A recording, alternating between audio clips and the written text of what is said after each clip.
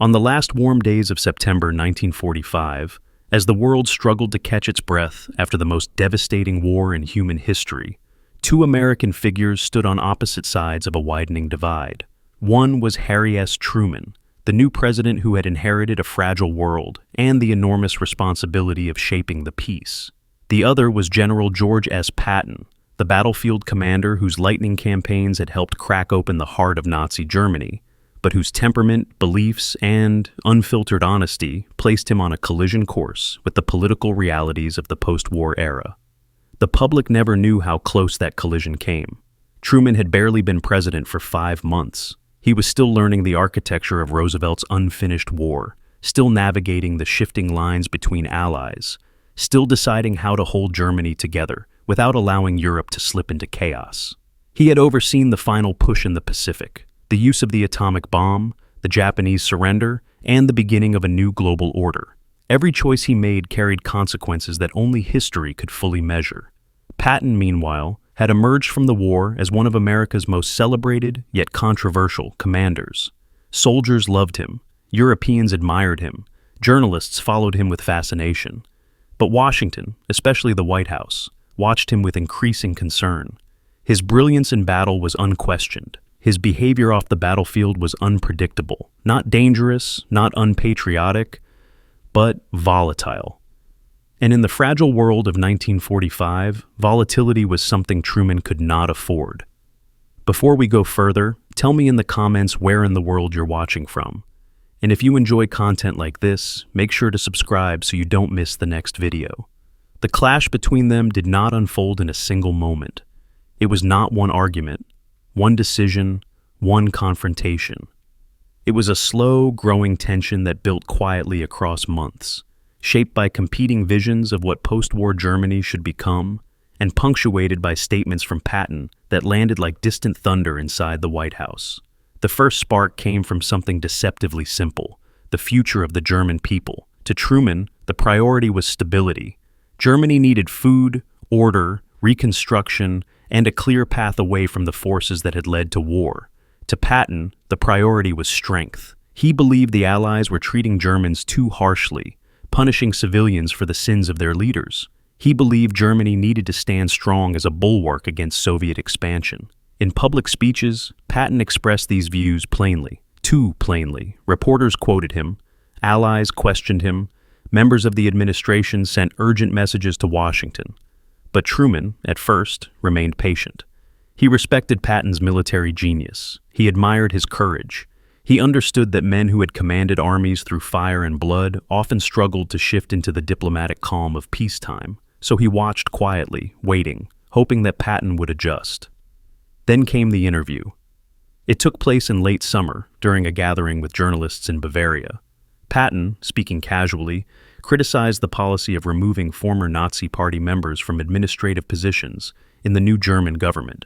He argued that the policy was impractical, that Germany could not function without men who had experience, even if their past affiliations were problematic. And then, in a moment that made headlines across the world, he compared the Nazi Party to American political parties. The White House exploded.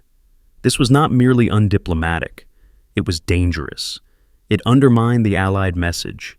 It threatened public perception. And it provided ammunition for critics who already believed that Truman was too lenient, too indecisive, too reliant on Roosevelt's lingering architecture. Truman summoned his advisors. He asked for transcripts. He demanded clarity on Patton's intentions. Inside the West Wing, the debate began. Should Patton be reprimanded? Should he be removed from command? Or should the White House do nothing and hope the controversy faded? Truman listened carefully to every argument. Some urged patience. Patton was a national hero, after all. Others warned that doing nothing would embolden him, creating a dangerous precedent in the post-war military hierarchy. But Truman understood something deeper. This was not about politics. This was about the stability of a fragile peace. The war had ended, but the world had not stabilized. The Soviets were asserting power. The British were stretched thin. France was rebuilding from ashes. Germany was divided, weakened, and desperate for leadership. Every statement from an American commander carried the weight of policy, even if it was not intended to. Truman could not allow freelancing. He requested private assessments from military leaders. He asked for Eisenhower's view. He studied Patton's recent conduct, and gradually a realization settled over him. Patton's brilliance on the battlefield did not translate into the diplomacy required for occupation. Still, Truman did not act, not yet. He waited. Then came the second spark. A report reached Washington describing a heated confrontation between Patton and a group of American officers in Germany. Patton, frustrated with attempts to temper his public remarks, had defended former Nazi administrators more vigorously than before. The report noted his tone, his language, and his refusal to align himself with the policies Truman had personally approved. The question was no longer whether Patton disagreed. The question was whether Patton would obey. Truman, who valued loyalty above nearly everything, felt the tension rising. He wanted to believe Patton understood the gravity of the moment. He wanted to believe Patton's frustrations were the natural byproduct of a restless warrior forced into an administrative role. But he also knew that leaders who could not adjust posed risks. He had seen it before, in Europe, in Asia, in Washington. Patton was not disloyal. He was not insubordinate, but he was unrestrained, and Truman's presidency required restraint. The final spark came in mid-September. A memo arrived from Eisenhower, now serving as the military governor of the American zone in Germany. It contained a recommendation, one Eisenhower had not made lightly. The situation with Patton, he wrote, was becoming untenable. Patton had openly contradicted Allied policy. His statements had affected public trust. His actions had caused confusion among both German civilians and American personnel. For the first time, Eisenhower recommended removing Patton from his command. Truman read the memo in silence. He placed it on his desk. He reached for it again. He read it a second time. The decision he had hoped to avoid, the decision he had delayed, the decision he had prayed would resolve itself, now rested squarely on his shoulders. If he removed Patton, the public would react. Veterans would protest. Newspapers would question his judgment. Critics would accuse him of punishing a hero. If he kept Patton in place, the occupation could unravel. Allied unity could fracture. The Soviets could exploit the confusion. The stability of Europe could slip away just as the dust of war was beginning to settle. And so Truman did what he had done so many times already in 1945. He made the hard choice. He approved Patton's removal, but he did so quietly. No reprimand, no public humiliation, no sweeping condemnation. Patton was reassigned to a training command. His operational authority in Germany ended. The press offered mild speculation, but few knew the true depth of the conflict that had unfolded behind closed doors. Patton accepted the decision with outward professionalism, but those closest to him could see the sting beneath the surface. He felt misunderstood, sidelined, and unappreciated. He believed the policies he criticized were flawed. He believed the world needed strength, not caution. And as the autumn of 1945 deepened, the rift between Truman and Patton, quiet, unspoken, invisible to the public, grew wider. They never confronted each other directly.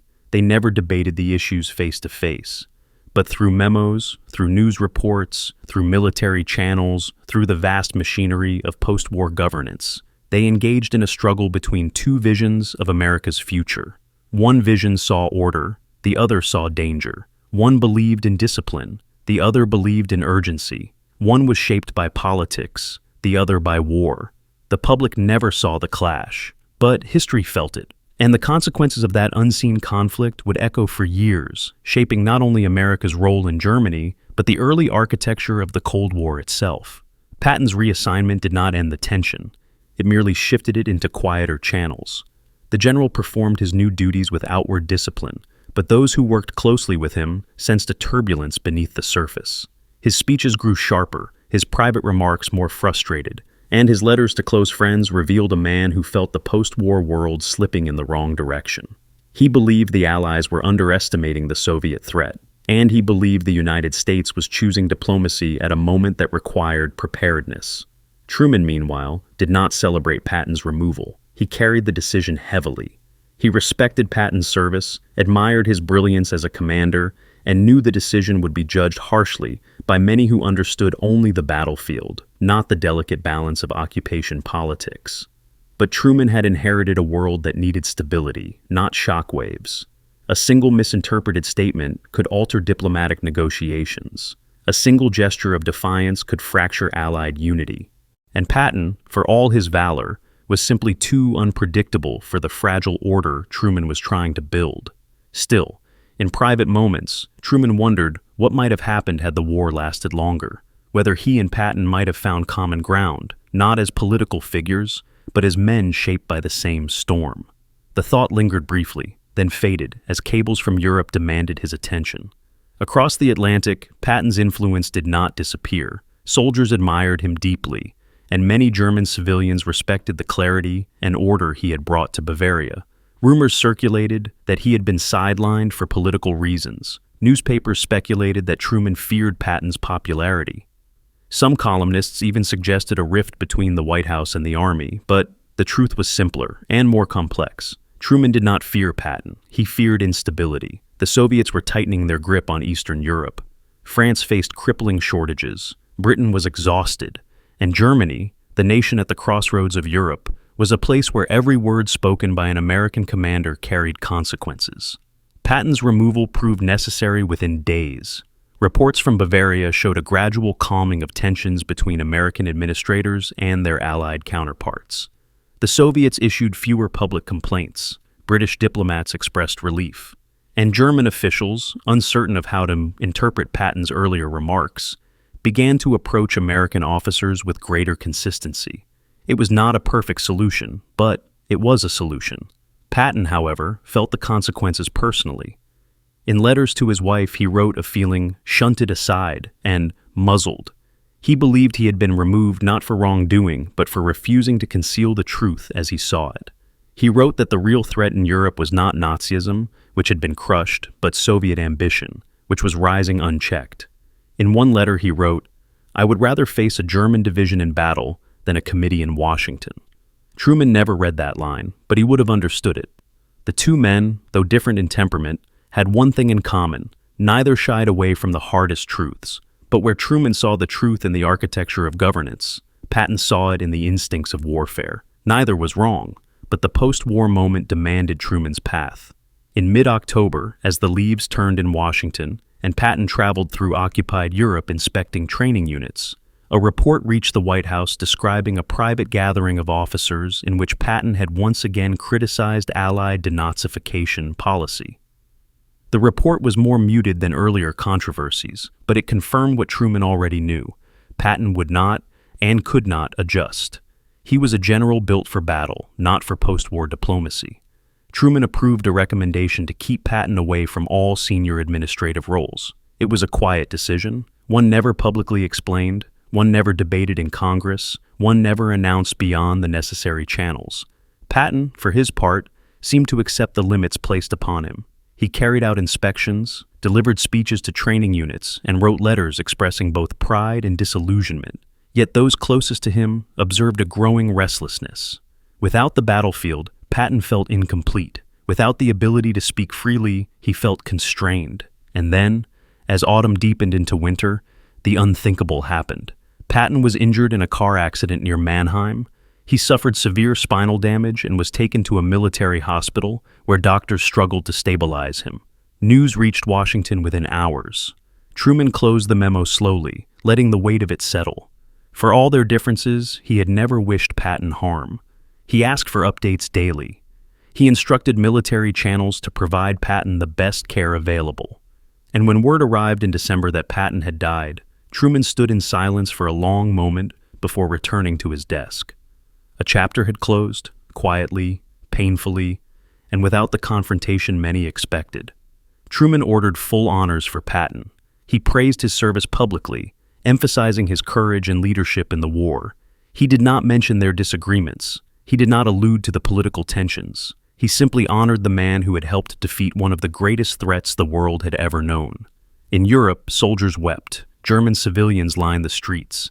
His burial in Luxembourg became a solemn symbol of the cost of war and the complexity of its aftermath. But for Truman, the story did not end there. In the months that followed, he thought often about Patton, not as an adversary, but as a man caught between two worlds. Patton had been built for the war that was ending, not for the peace that was beginning. His instincts were forged in crisis. His words were sharpened by urgency. And in a different time, under different circumstances, Truman believed they might have stood on the same side of every question, but history had placed them on different paths. And in the fragile landscape of 1945, those paths could not converge. The clash the public never saw was not a feud, not a rivalry, not a dramatic confrontation. It was a collision of eras. Patton represented the world that was ending. Truman represented the world struggling to begin. And somewhere in the quiet space between those two worlds lay the story history nearly missed entirely, a story of admiration, disagreement, duty, and the difficult decisions that shaped the peace after victory. In the early months of 1946, as the machinery of peace slowly replaced the machinery of war, Truman found himself returning again and again to the same question. What would Patton have become had the world allowed him to remain only what he was, its purest battlefield commander? It was not sentimentality that led him to this question. It was recognition. Truman had spent his first months as president learning that every leader carried a shadow behind them, the world that built them, the instincts that shaped them, the realities they could not change. Patton's shadow was the one thing Truman could never dismiss. He had been, without question, one of the most formidable warriors the United States ever produced. He had possessed a vision of war that was violent, swift, and exacting, terrifying to enemies, galvanizing to allies. But the peace required a different vision, one measured in diplomacy, reconstruction, and the long, patient work of healing. Truman understood that he was not chosen to fight the war. He was chosen to build the peace. And the peace could not be built by a man who saw the world through Patton's eyes. Still, as 1946 unfolded, Truman felt Patton's absence in ways he did not expect. When foreign diplomats asked about America's will, Truman thought of Patton's certainty. When military advisors debated Soviet intentions, Truman thought of Patton's warnings. And when he read reports from Europe describing black markets, power shortages, political unrest, he wondered whether Patton's fierce insistence on clarity might have cut through the fog that now enveloped Germany. But those thoughts were fleeting. Truman never romanticized the past. He understood something that many did not. Patton's genius and Patton's instability were inseparable. The qualities that made him brilliant in war made him unsuited for peace. And the qualities Truman needed for peace, restraint, patience, precision, were the ones Patton had never embraced. In the spring of 1946, Truman met with Eisenhower in Washington. The two men spoke at length about the occupation of Germany, the growing Soviet pressure, and the challenges of rebuilding Europe. At one point, as the conversation shifted to the internal difficulties of administering the American zone, Eisenhower paused. He mentioned Patton, not critically, not defensively, but with the weary affection of a commander who had once relied on the general's ferocity to break through the heart of Europe. "George saw things sharply," Eisenhower said, "sometimes too sharply." Truman nodded. "Sharpness wins battles," he replied quietly. "The peace requires something softer." Neither man spoke further on the subject, but the acknowledgement lingered in the room, an unspoken understanding that two truths could exist at once. Patton had been indispensable in war, and Patton had become untenable in peace. In Luxembourg, at the small military cemetery where Patton was laid to rest, soldiers continued to visit through 1946 and into the years beyond. Young men who had followed him across France, across the Saar, across the shattered fields of Germany, stood before his grave and saluted. Some whispered thanks, some whispered questions, some said nothing at all. Truman never visited Patton's grave as president. He believed the gesture would draw attention away from the general's legacy and toward the political tensions that had emerged between them. But he did send wreaths. He did write letters to Patton's widow, and he did speak about the general with unwavering respect whenever asked publicly. Privately, though, Truman admitted something he rarely expressed, that Patton reminded him of the dangerous fragility of victory. America had emerged from the war powerful, respected, and confident, but the peace required a different kind of strength, one that did not rely on momentum or aggression, but on restraint, strategy, and unity among allies. Patton's instincts belonged to the flames of 1944. Truman's responsibilities belonged to the uncertainties of 1945. This was the truth history nearly missed entirely. Their clash was not personal, it was structural. Patton represented a world defined by immediate action. Truman represented a world defined by careful decision. Patton believed threats should be met with force. Truman believed threats should be understood before being confronted. Their differences were not born of rivalry, they were born of the world changing faster than either man could fully adjust. And yet, as the years passed, Truman found himself thinking of Patton at unexpected moments. When Berlin was blockaded in 1948, Truman wondered how Patton would have responded. When communist forces pushed south in Korea, Truman knew Patton would have demanded to push back with overwhelming strength. When Europe faltered economically, Truman imagined Patton railing against indecision. And when Truman authorized the Marshall Plan, the Truman Doctrine, and the creation of NATO, the very architecture of the early Cold War, he recognized something quietly powerful. Patton had seen the coming danger long before many in Washington dared speak of it. But Truman also knew this. Seeing danger and managing danger were two very different things. Patton saw the world in terms of enemies and momentum. Truman saw the world in terms of allies and stability. Both perspectives were essential, both men were necessary, but they could not have governed together. Their clash, the clash the public never saw, was not the failure of either man. It was the natural collision of two eras. By 1949, as Truman began his second term and the Cold War hardened into a global standoff, he spoke privately with an aide about the challenges the nation faced. The aide mentioned Patton, praising his clarity and warning that America might one day need that kind of decisiveness again.